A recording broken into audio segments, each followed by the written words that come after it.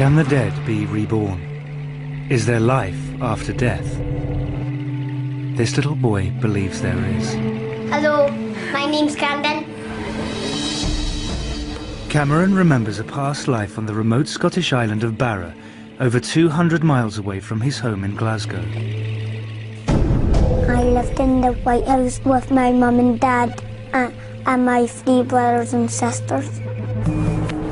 And he just talks about, I was in Barra and I fell through to you. And I'm saying, what do you mean? And he'll say, no, it was just like a hole and I fell through. Children from all over the world report memories of previous lives. It's a pretty interesting phenomenon. Together with psychiatrist Dr. Jim Tucker, Cameron and his mum are going on a search for evidence of his past life. Are there rational explanations for the remarkable coincidences which follow? Or are there stranger forces at work?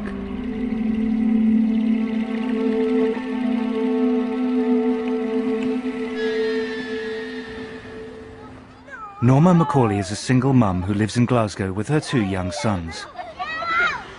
Well, I've got 2 boys, lovely boys, even if I say so myself. I've got Martin, who's 6, and I've got Cameron, who's 5. Since Cameron first started to talk, he has described life as a child on Barra, a remote island in Scotland's Outer Hebrides. I lived in the White House with my mum and dad and my 3 brothers and sisters. From the age of 2, Cameron has been telling his family the same story. As he's grown older, the story hasn't changed. It's just become more detailed. Norma could not understand how Cameron knew about Barra, let alone have such clear memories of life on the island. At first I just thought, oh, he's making things up. And then I was thinking, how does he know the name Barra? Why is it Barra where none of us have been or have any connection with? Barra lies off the western coast of Scotland, 220 miles from Glasgow. It can only be reached by a lengthy sea journey or an hour-long flight. It's a tiny, distant outpost of the British Isles and is home to just over 1,000 people. My favourite place in Barra was the beach, and I took my dog with me and I played with him and my brothers and sisters to play. He used to say, I'm a Barra boy, I'm a Barra boy. The planes must have landed on the beach. He said there's like a small beach. He says, and like small planes and they land on the beach. At Barra is loads of place to run around, but here is not a lot because the houses are near each other.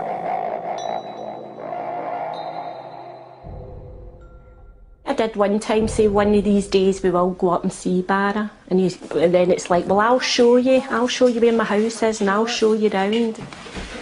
Will we see your Barra dad? No. Why not? Because he's dead. He's dead. He says, my real Barra dad didn't look left and right. My Barra dad got knocked down. Cameron even claims to know his Barra dad's name. Shane Robertson. Shane Robertson? Yes. So who was Shane Robertson again? My Barra dad. My Barra dad. Was that fast? Is that the one that got knocked down? Friends and family have also been drawn into Cameron's story. Next-door neighbour Diane Miller has known Cameron since he was born, and her son Aaron has grown up with him. Hello. When they were about 2 was when Cameron started to speak about his Barra family. And my brothers and sisters and my friends. Have you got friends in Barra too? My house in Barra and family in Barra, because Cameron was adamant he had this other family. What was his name? Shane Robertson. And he would tell you over and over again, so you know he wasn't just making it up there and then. And he got knocked over by a car. Cameron's uncle, Ian Watson, initially dismissed his nephew's stories as fantasy, but as time passed, they became harder to explain away.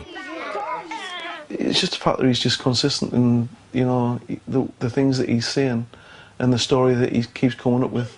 And over the 3 years, he's never wavered from it. If you look at his face when he's telling you these things, he believes they're true.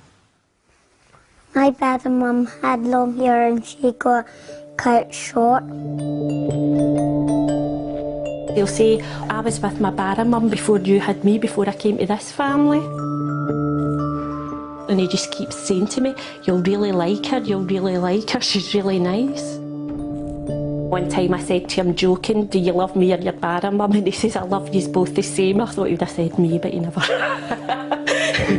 Cameron's growing emotional attachment to his Barra mum concerned Norma. He began to miss her so badly that he started to suffer genuine distress. One day when he was at the nursery, he got quite upset. He was saying rather than me picking him up that day, he wanted his Barra mum to come and get him. And the big tears were running down his face and he just kept saying, I have to go to Barra, I have to go to Barra, my family are missing me. How do you deal with that? What do you do? What do you say to him?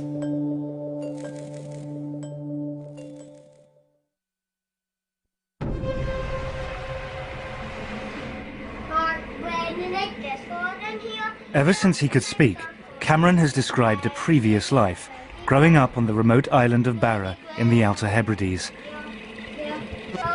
Cameron is desperate to visit Barra, but Norma, his mum, wants to find out if there is a rational explanation for his unusual memories.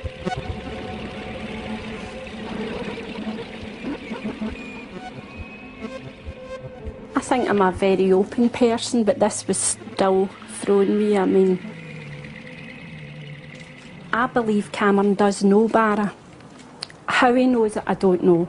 I don't think anybody really has every answer. As I say, for somebody that is quite open, and it's thrown me. I'd just like to know, has he seen it on the television? Is there a house like he talks up there? Or just like to know what's behind it all. Norma's first stop in her search for answers is Dr. Chris French, a psychologist. He edits The Skeptic magazine, which debunks paranormal phenomena. The hope is that he may have a rational explanation. You can get situations where I would bet my bottom dollar that what we're dealing with are false memories. I mean, kids have fantastic imaginations, as I'm sure you're aware. Obviously, these days, you know, we've got lots of TV programmes, lots of TV channels, we've got the internet. Yeah. Is there any possibility, do you think, that he might have, say, seen something on TV at some point, some programme that I'm not saying it's not possible, but I've never seen Barra on the television. I'm trying to think of times that Cameron would be watching programmes without me, or just like that sort of programme, but not to my knowledge. But I mean, it is possible there was someone who told Cameron stories about life on the island of Barra, and then moved away. Well, I know everybody kind of round about, and as I say, especially the fact that Martin and Cameron are so close in age, so why doesn't Martin know all this? Again, I mean, it may be that... I'm just saying that I take your point entirely. I take yours, but I'm just saying, I'd be more than practically 100% say, but there's nobody been told about Barra. I've asked my family. None of us know even anybody. It comes from Barra, been to Barra. But it may not be coming from your family. Yeah. You're either dealing with a situation where he has picked up the information through normal sources, or maybe, just maybe, you know, there's something kind of much more interesting and challenging going on here. Norma leaves Chris with more questions than answers. Could it be that Cameron's elaborate story is no more than a fantasy? Norma's next step is a visit to Karen Majors, an educational psychologist whose speciality is children and their fantasy lives. Pleased to meet you. And you. Cameron's mum. It's really interesting. Basically, how Cameron describes his world really seems to be quite different from how children with imaginary friends and imaginary worlds describe their experiences. He's saying it's real, and even very young children with imaginary friends will say they're only pretend, you know, or they'll call them my invisible friends. Children who have imaginary creations feel in control of those imaginary creations, so you know they can determine what's going to happen in that world, and it really feels like Cameron isn't able to direct what's going there at all.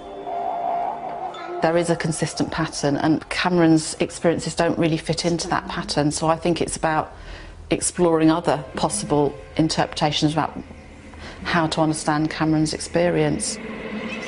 Karen's conclusion reinforces Norma's belief that Cameron's descriptions of life on Barra are unusual. They set him apart from other children who construct imaginary worlds because he believes that they are real. But he is not alone. In the past 40 years, there have been reports of over 2,500 children who claim to have memories of another life. At the University of Virginia, a department has been set up to investigate these stories. Psychiatrist Dr. Jim Tucker is the director of research. So this is a worldwide phenomenon. It takes place in places and families with a belief in reincarnation and places and families without a belief in reincarnation. And in a number of the cases, the child's statements have been verified to be accurate. Many of these cases show a pattern of consistent and detailed information.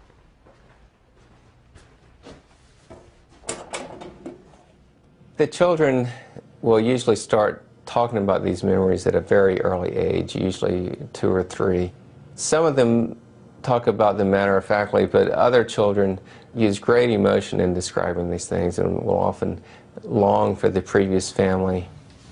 Jim records the child's memories and investigates whether there might be a connection to an actual person who has lived before.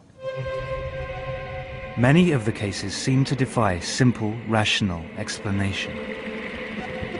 One of Dr. Tucker's most celebrated cases was a boy he investigated from the Midwest of America.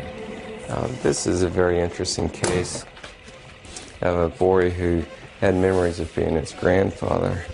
And he said that God gives you a card to come back, and I guess this is a drawing of the card that he did. Gus Taylor is the child who drew that card. Since he was a toddler, he has believed that in a past life he was his own grandfather. Gus is now 10 years old. When he was about 1.5, I was changing his diaper on his changing table, and he all of a sudden just looked at me and said, "You know, when I was your age, I used to change your diaper." And I went, whoa, this is weird. Gus was named for his grandfather, and his full name is August. His grandfather had died the year before he was born, so he really didn't, he never got to know his grandfather. But he would insist that he was Grandpa Augie. If we were referring to Grandpa Augie, he would just say, "You mean me?" You know, he was just very adamant, like, we should know that he is Grandpa Augie. Where's me? There. There. Where's me again? See if you can find me somewhere else. Gus was 4 when Ron was given an old family album. To his parents' astonishment, Gus was able to point out his grandfather in an old school photograph. He also correctly identified this as the first car that his grandfather ever owned. He showed me a picture, and then I said, that was my first car. And then my dad was like, that's weird, because the car was Grandpa Augie's first car. So it was all scary. Kathy and Ron were intrigued by their son's ability to identify his grandfather in photos. But one day, Gus told them something that turned their intrigue to shock. Gus and I were chatting, and he started saying something about Grandpa Augie, which wasn't unusual. And I said to him, when you were Grandpa Augie, did you have any sisters or brothers? He said, well, I had a sister, but she died. And so that sort of caught my attention because, you know, we haven't had any deaths in the family. And he said, well, she died. And I just sort of looked at him and he said, yeah, she turned to a fish. She died, some bad guys. I just was flabbergasted. I really was just I was speechless. because I just couldn't understand how he would know anything about that. Apparently what happened was his aunt was murdered, and her body was dumped into the San Francisco Bay. There was no way he could know anything about her circumstances and how she died, because it was never discussed, and was barely discussed with me, with him, in my family. To hear my son, who didn't know my father, didn't know his aunt who was murdered, speak about this, and because that's when I just went, there's something going on here that I just don't understand. For many in the West, reincarnation is an alien idea. Chris French believes that it's simply a comforting illusion, which helps some people avoid the difficult realities of death. On the one hand, you've got science that says, once you die, that's it, that's the end, nothing else. On the other hand, you've got a belief system that says you will survive, you will be reunited with your loved ones. In a sense, you do go on forever. You know, how much more appealing can you get? I mean, we all want that, we'd all want to believe that.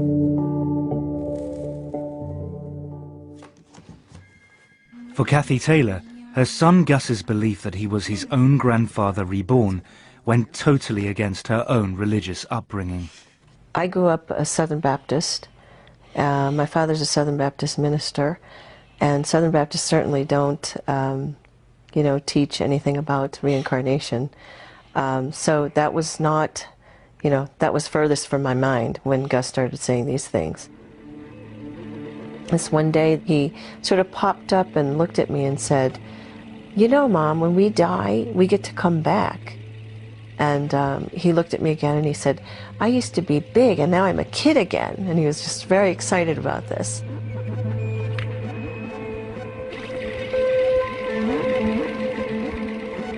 He said that God gave him a ticket. And, he also referred to a porthole, and that he came through a porthole, and that he used to be big and all of a sudden he's through this porthole and then he's a kid again.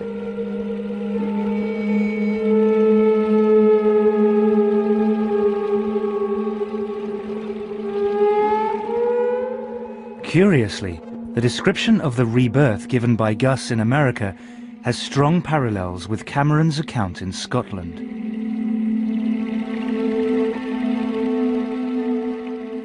He talks about falling through from Barra to here. I asked him, "How did you get here?" And he just talks about, "I was in Barra and I fell through to you." And I'm saying, "What do you mean?" And he'll say, "No, it was just like a hole and I fell through," and that's all he says. I used to be Caitlin, and what was the other one? Megan. Megan. You're fancy Megan and Caitlin. You fancy everyone the whole wide world. Not you. Aaron and Cameron had been playing, and Aaron had mentioned how it's okay if you die, because Cameron said you come back again as somebody else, so it didn't matter if you died. It has become clear to Norma that there are no easy answers to the questions thrown up by Cameron's memories. Cameron has asked persistently to be taken to Barra. Norma has finally decided to make that journey. We are going to go to Barra. I mean, it wasn't a decision that was made lightly. I've gave it an awful lot of thought, stood up to an awful lot of folk that were against me doing it, and I just hope I proved them that I was right to do what I've done. Come on. Perhaps the trip will provide an explanation for Cameron's memories, or put them to rest. You want to run now? I think I'm hoping that when Cameron goes, it gives them proof, or, I mean, maybe go here and they'll say, "That's not Barra," so then that's fine, that's not Barra, end of story, that's the end of it. But I think it's reached a point, it's went too far. It's gone too far just to leave it now. At the University of Virginia, Dr. Jim Tucker has been speaking to Norma and following Cameron's case with interest.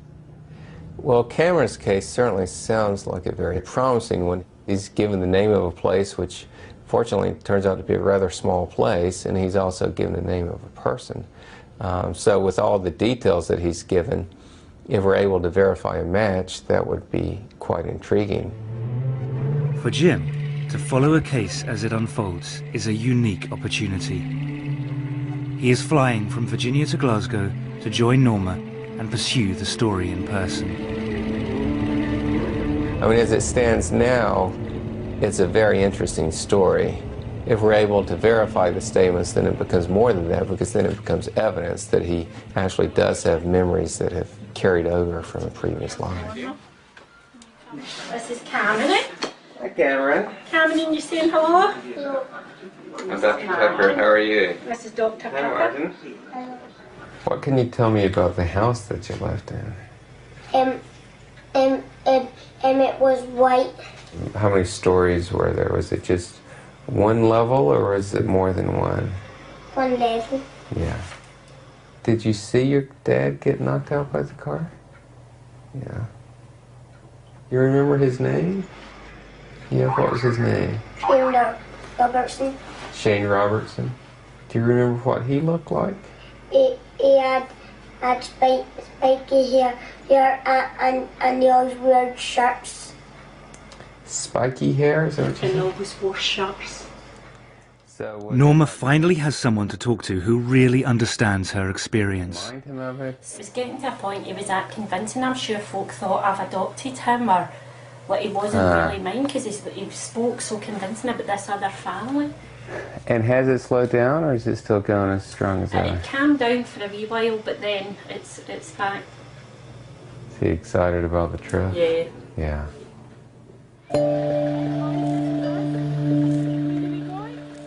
After 3 years of listening to Cameron's descriptions of life on a remote island, Norma and Martin are taking him on a journey of another lifetime. How's he going to react? What if he gets upset? What if we go and these things are there, how he's described? Cameron is finally going to visit the place that he calls home.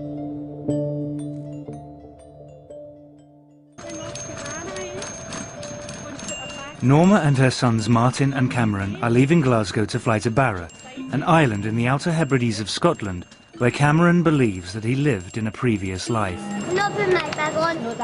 They are being accompanied by psychiatrist Dr. Jim Tucker, an expert in children's past life memories. Cameron believes that his family name was Robertson and that he lived in a big white house, a house full of children. He says he had a black and white dog. There was a view from the house to the sea, and that they could see planes land, not on a runway, but on the beach. Could any of these apparent memories correspond to reality?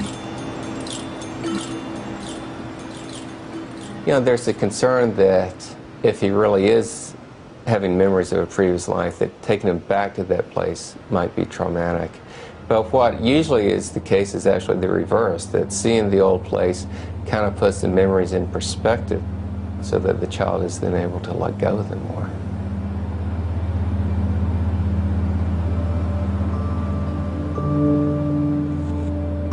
The planes must have landed on the beach.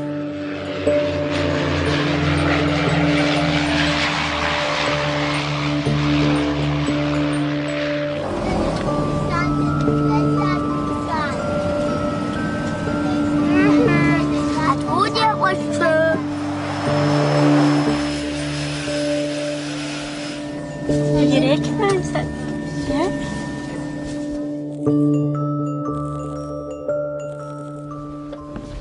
You okay?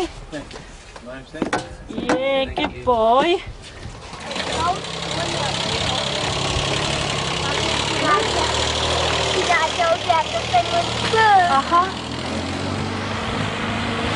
It's just after saying I've told you it was all true.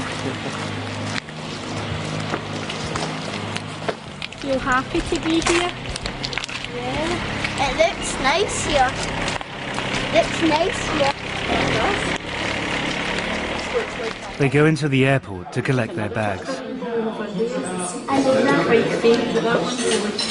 He was saying he used to go over that bit over there, and when they used to see the rainbows, they used to try and jump up and get them. They're too high, aren't they? Well, we're certainly off to a good start. I mean, he feels that he recognizes the place. He said to his brother, I told you it was true, and he's very excited about being here. Mommy, I must always come down to this bit and I must up to the beach. Picture? You'll be able to show me, won't you? It's very exciting. If we can verify his statements, it'll be a great case. Looks like a place that doesn't change too rapidly, so hopefully he'll be able to recognize some things. Feel happy to be back. Feel happy to be back, do you? You look happy to be back. Leaving the airport, they board the bus to drive to the hotel, and they get their first look at the island. Mommy, well, you might see it's in our house on the way. I know, we're trying to see if we can see it. You know what? I know the person who lives there, but... You know the person that lived there? But I can't remember. Oh, dear. Mommy, it's hard to get to that bit. Is it hard to get out? Because then you'd have to try and swim back. Mommy, I recognize every single bit.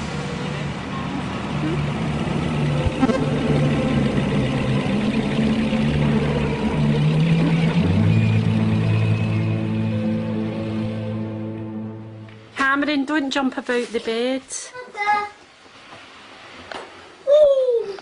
Can you believe you're here at Barra? Yes, I'm exactly the same. I recognise the beach. You recognise the beach? Oh, it looks like a beautiful place, doesn't it? Yes. So what do you want to do tomorrow when we And go to the beach. go down to the beach? Yes, and I'll show you, and I'll show you what I did. Show me what you used to do. Oh, my socks! I forgot to do it. Take my socks. Next morning, the investigation begins in earnest. Norma and Jim set off to visit the local heritage centre to look for any record of the Robertson family and the man that Cameron calls his Barra dad. My Barra dad was called Shane Robertson, and he got knocked down. Hello. Hi, Norma, pleased to meet you. Callum McNeil is the island's local historian. Tucker. Callum McNeil. Nice to meet you. Certainly the names don't immediately come to my mind. Certainly the name Robertson does feature, but certainly not the name Shane.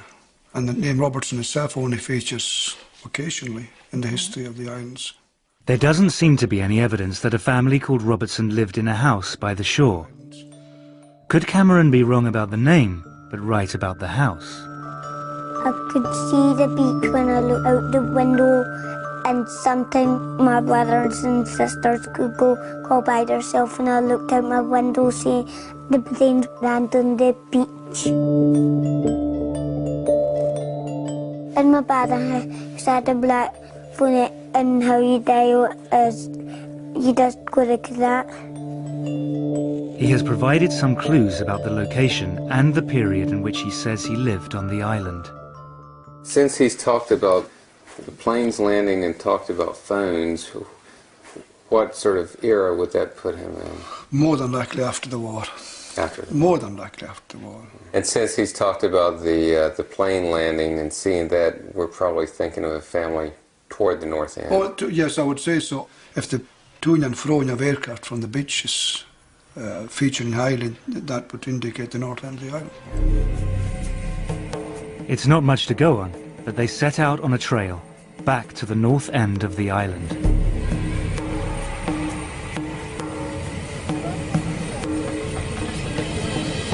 I thought he was fine, but I don't know about him. I was starting to feel anxious and saying, well, I hope he does recognise something for his sake and probably for my own, because I'm desperately looking for answers as well. Well, I think it's disappointing if a child goes to a place and doesn't recognize things. Often what happens is that by the time the child gets taken to the previous place, they're beginning to lose the memories anyway.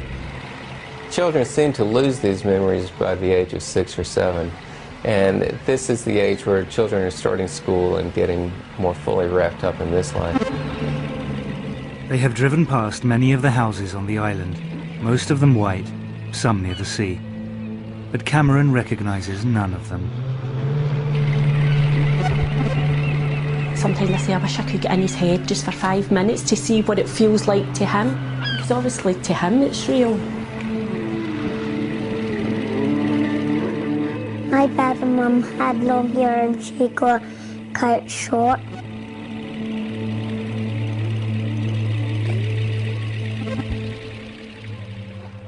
Later that day, they go for a walk on the beach.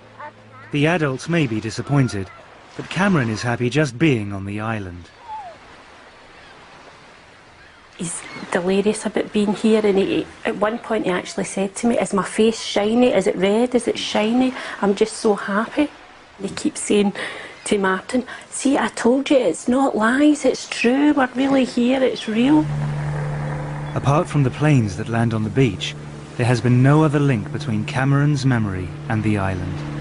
I actually spoke to him this morning and saying to him that if he doesn't remember things, it's okay to say he doesn't remember, because I'm worried that he feels pressured into saying things and he's saying no.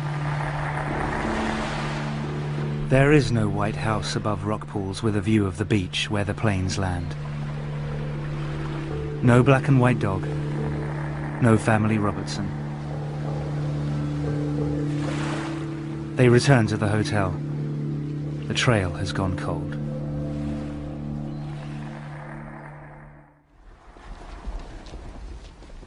But next morning, they receive a phone call from Callum McNeil at the Heritage Centre.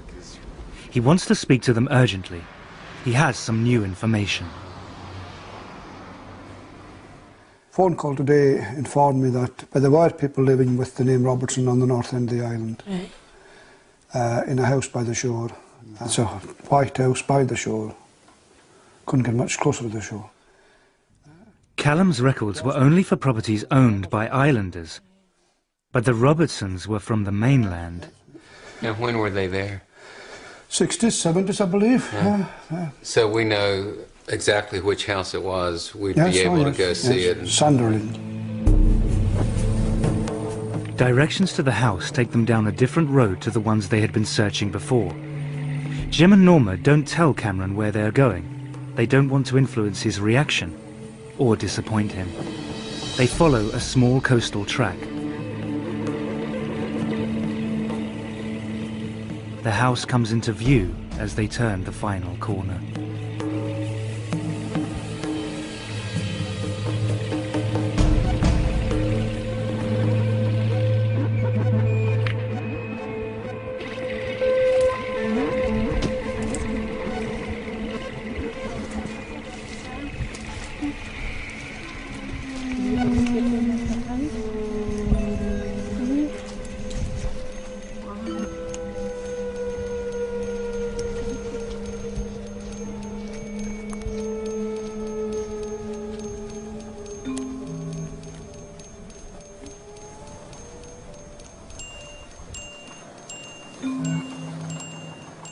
What's wrong? A wee bit. You alright? Is this your house? Don't you get sad? Is this your house? Yeah? It's okay. What's wrong? You're getting a wee bit upset. Huh? It's okay. Does it make you feel a wee bit sad? The usually chatty Cameron has become strangely subdued.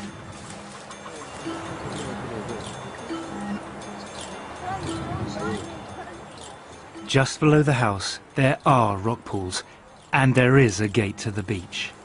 There's a gate round there. They said that was the secret way. They called it the secret way into the house. He's just saying he's excited, but he's sad as well. I think he's surprised and he's not sure how he's feeling. I'm not sure how I'm feeling either, to be honest.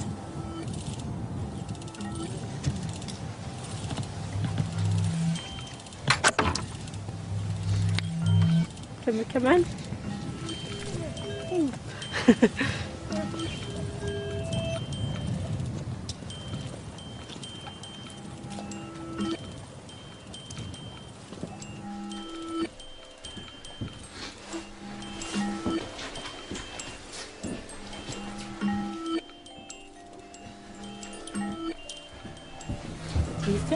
like that, haven't we? Let me look. What? Look. I know, wow.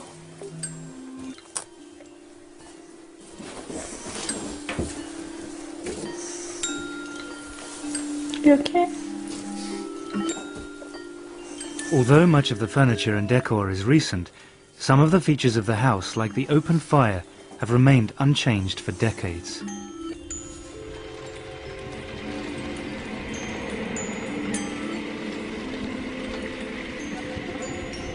I could see the beach when I looked out the window, and sometimes my brothers and sisters could go by themselves, and I looked out my window and I saw them playing.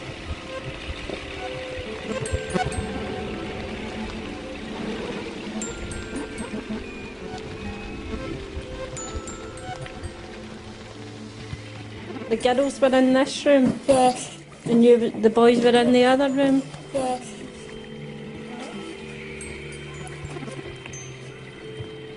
Oh. Okay.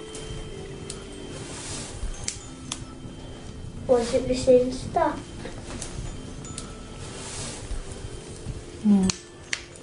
Did you just have the fire lit? Are you glad you came here to see it?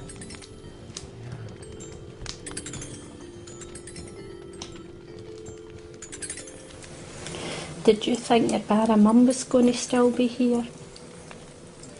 Eh? No.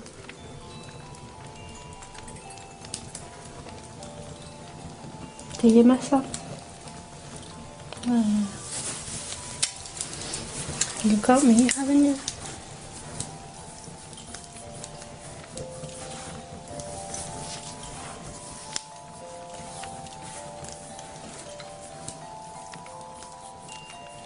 You about ready to go back home now? Yeah, get on the plane and fly home.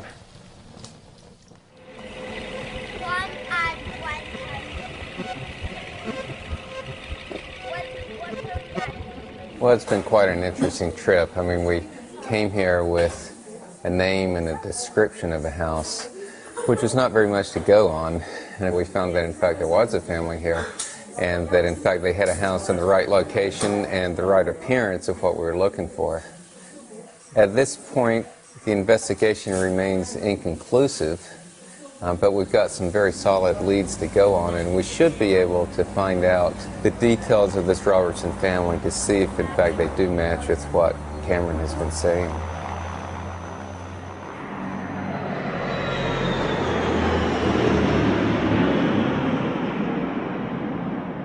Back in Glasgow, Norma has arranged a meeting with Ruth Borum, a genealogist who has investigated the Robertson family history for her. She has found that the Robertsons came from Glasgow and that they owned the house on Barra for more than 20 years. She has traced a Gilly Robertson, who still lives in Scotland. But you don't know when and you don't know the surname. And I've been able to find a phone number and an address for Gillian and her husband. Gilly Robertson would have been a child holidaying in the house on Barra at the same time as Cameron believes that he lived there. I can pass that on to you, and so would we be allowed to contact her? Her address and phone number is in the BT phone book, so it's public knowledge. So that would certainly be a possibility. And she fits with the right sort of age. Yes, she had two brothers and a daughter. Wow. Norma now has a name and telephone number for a living member of the Robertson family. The search for answers is nearing its conclusion.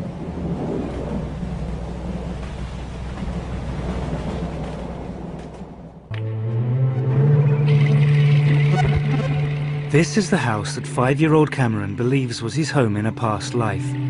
He believes that he lived here with his family, the Robertsons. The house, which exactly fits Cameron's description, was once actually owned by a Robertson family who spent their summers here in the 60s and 70s. Cameron's mum, Norma, has traced Gilly, one of the Robertsons, and arranged to visit her. But now, back in Glasgow, Cameron's reaction to the news comes as a shock. Last night was just an outburst. 1 minute we're laughing and joking, everything was fine, and then it was just, there was tears, and then saying he was frightened, and then the next thing him and Martin were fighting. It got a wee bit out of hand. It was like somebody had flicked a switch. He went from happy to, and it was, I'm scared, I don't want to go, Mum. This morning he came in quite wide awake and started asking me about Jilly Robertson. And at one point I thought it was quite strange. He actually says, could Jilly be my sister if she was a wee girl at the house? And it's kind of, I think we've all been thrown a bit. Now he's asking, can he go? He wants to go and meet her. Hello. Hi there. Pleased to meet you, I'm Norma. Hello, Julie. Very nice to meet you. This is Cameron. And Martin, come on. This is Cameron's big brother, Martin. He's finding somebody that's possibly his sister. Is he thinking, well, maybe I'll need to go back to that family? Because in Cameron's mind, the Robertsons were his Barra family. And I think that's what's frightened him. I mean, it's quite frightening. This is the house here, and down below the house, a lovely beach. Was that what it was like when you were in Barra? Yeah. But could you recognise it quite well when you went to see it? Although he was saying it had changed. Yes, you see, I think it has changed. I think the person who's bought it now has modernised it. Yeah. I played in the beach and took my dog and played fetch with my dog at the beach. Could I ask you, when you went to Barra, did you have a dog? Was there a dog there? Well, certainly Callum and Peggy, who lived in the house, they had a dog, a sheepdog. The black and white dog is just as Cameron remembers. But what about the name of his Barra father, Shane Robertson? Well, certainly there aren't any Shanes in our family. There were, one of my uncles was called James. Now, Seamus, James, you know, that's quite a common connection. One of my cousins is also called James, but certainly not Shane. Was the car accident on Barra? This is what we don't know. He doesn't seem to be able to tell you. I don't know of anyone in our family who died in a car accident. That's how I was curious as well, if maybe even there had been a child in the family had passed away. Or... No, certainly there were no deaths of children in that close family. So while many parts of Cameron's memory fit with extraordinary precision, others do not. The family name matches, so do the physical details of the house, the island and the dog. But the name and death of the father figure do not.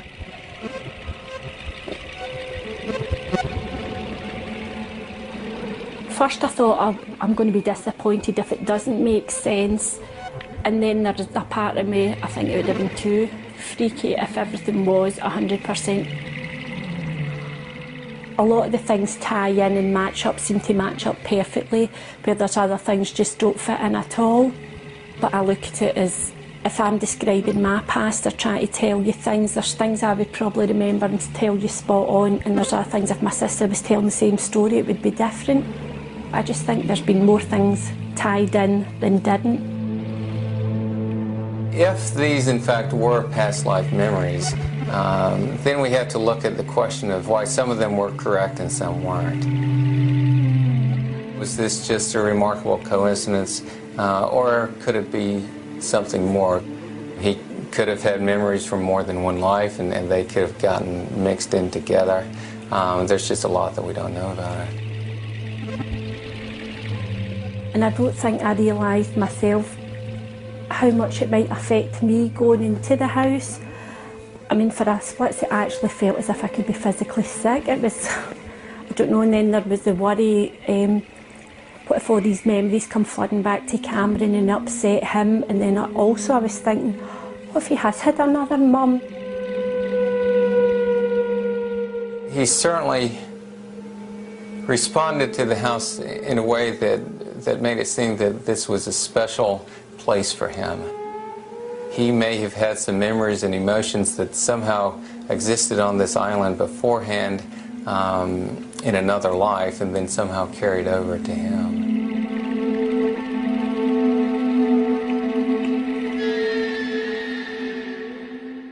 I personally think there's more to it than meets the eye, but there is some people, and everybody's allowed to make their own judgment, but I definitely think it's one of those things, there's something there. I can't tell you what exactly it is, but I think it's something we'll probably never know.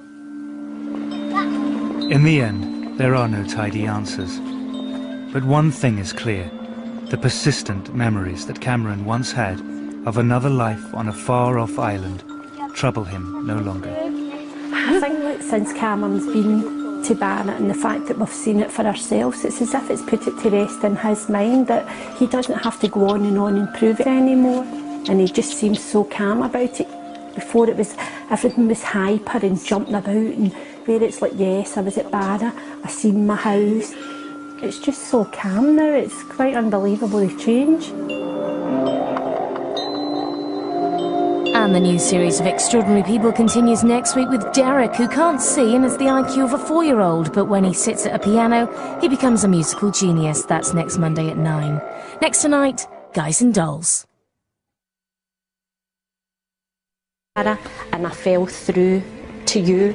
And I'm saying, what do you mean? And he'll say, no, it was just like a hole and I fell through.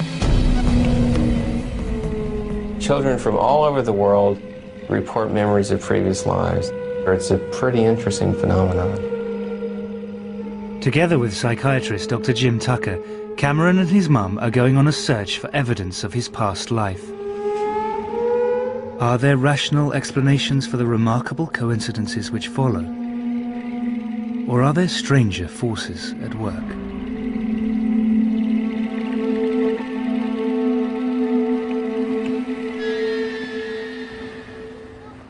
Norma Macaulay is a single mum who lives in Glasgow with her 2 young sons.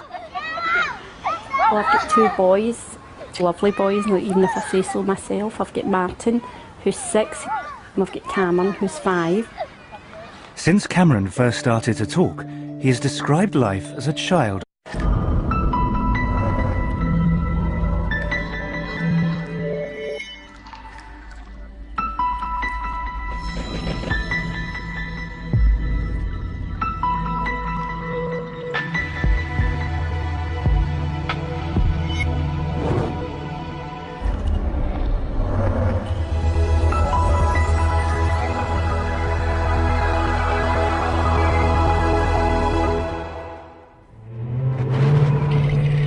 Can the dead be reborn? Is there life after death? This little boy believes there is. Hello, my name's Camden. Cameron remembers a past life on the remote Scottish island of Barra, over 200 miles away from his home in Glasgow. I lived in the White House with my mum and dad and my 3 brothers and sisters. And he just talks about, I was in Barra. Flight. It's a tiny, distant outpost of the British Isles and is home to just over 1,000 people. My favourite place in Barra was the beach, and I took my dog with me and I play with him and my brothers and sisters to play. He used to say, I'm a Barra boy, I'm a Barra boy. The planes must have landed on the beach. He said there's like a small beach. He says, and like small planes and they land on the beach. At Barra is loads of place to run around, but here is not a lot because the houses are near each other.